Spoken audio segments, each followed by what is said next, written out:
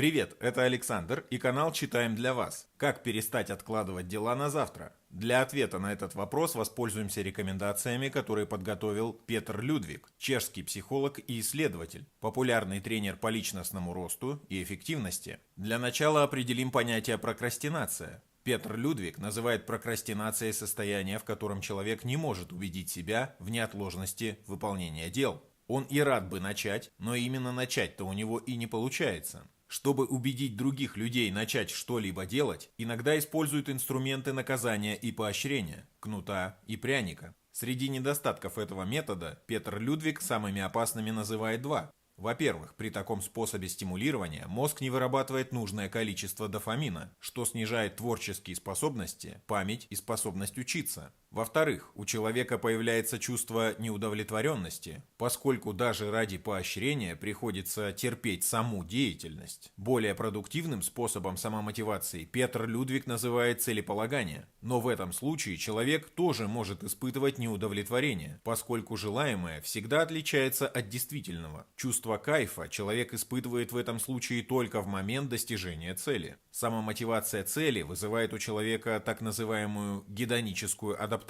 Он быстро привыкает к достижениям, после чего ставит все более и более амбициозные цели, как старуха в сказке о рыбаке и рыбке. Для мотивированной работы с целями, к каждой, Петр Людвиг рекомендует добавить рубежи, которые дадут понять, в том ли направлении мы движемся. Это промежуточный пункт, дающий позитивную обратную связь при его достижении. Мощным инструментом самомотивации Петр Людвиг называет личное видение, поскольку оно задействует целый комплекс смыслов выполнения деятельности. Для его создания нужно выполнить несколько шагов. Шаг первый. Определите минимум 10 ваших слабых и сильных сторон. Петр Людвиг рекомендует работать не только над своими слабыми сторонами. Больше времени продуктивнее уделять именно сильным. Проанализируйте не только внутренние, но и внешние возможности и угрозы. Шаг второй. Вспомните минимум 20 главных достижений вашей жизни. Шаг третий. Определите, какая деятельность сама по себе вас мотивирует. Желательно, чтобы эта деятельность включала в себя такие параметры, как развитие, создание наследия, выстраивание отношений, альтруизм, то есть деятельность направлена не на себя самого, а на свое окружение. Шаг четвертый. Создайте бета-версию, черновик вашего личного видения.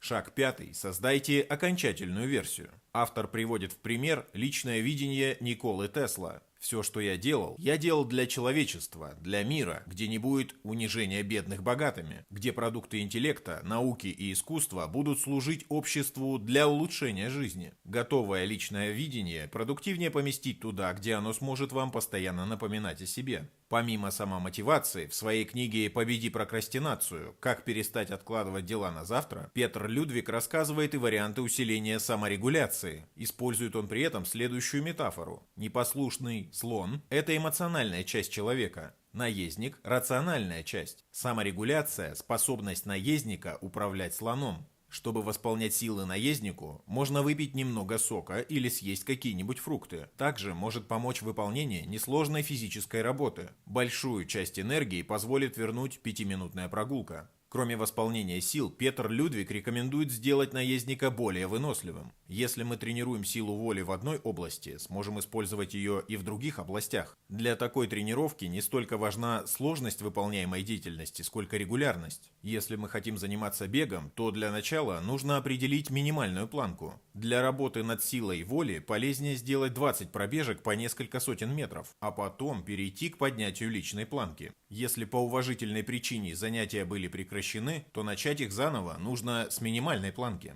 Для полной прокачки силы воли Петр Людвиг рекомендует воспользоваться списком муштрой. Сделайте таблицу, столбцами которой будут ваши навыки, а строками – числа месяца и количество минут, уделяемых навыку. При выполнении навыка заполняйте соответствующую ячейку зеленой точкой, при невыполнении – красной. Если все навыки дня выполнены, поставьте зеленую точку в результирующем день столбце. Выполнили не все – поставьте красную. Если некоторые навыки необходимо выполнять не каждый день, в результирующий столбец учитываем только дни, когда выполнение необходимо. При этом не так важно, чтобы весь список был зеленым, как важно, чтобы он был выполнен.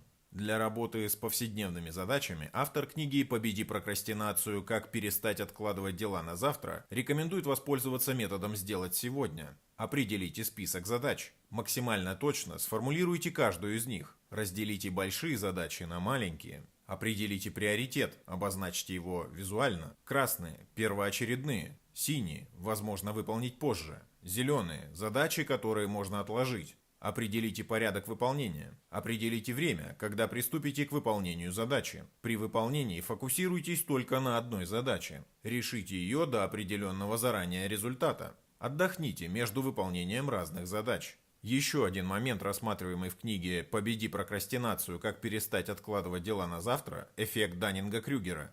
Некомпетентным людям в силу своей некомпетентности сложно осознать свою некомпетентность. Поэтому у человека может возникнуть необходимость обвинять окружающих.